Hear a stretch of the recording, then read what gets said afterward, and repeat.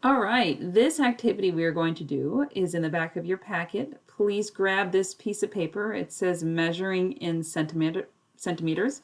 Gently rip it out and write your name, number, and date on it.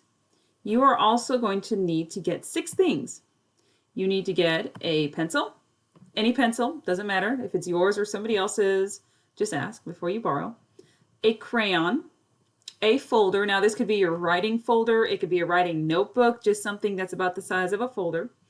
A pair of scissors, a glue stick, and you will also need a ruler.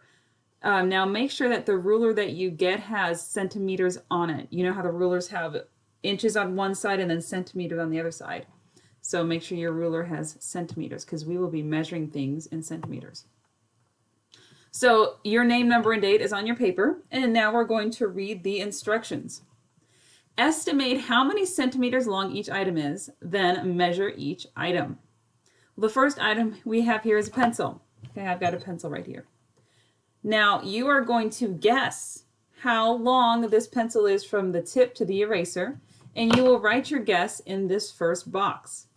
Then you will take your ruler using the centimeter side, and you will actually measure it from each tip, from one end to the other end, and write your answer in the second box, just to see how different your estimation is to the actual record. Now, if you don't get it correct, that's okay.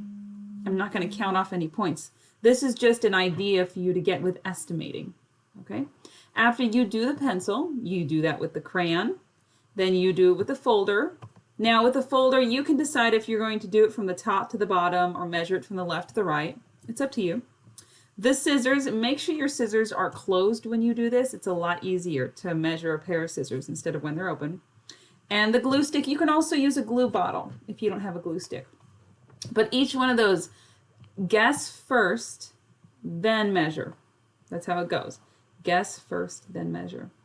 When you are done, when all of these boxes are filled out, I want you to return the items back to where you found them, hand in your paper in the pathway section, and clean up your area. Thanks for learning with me.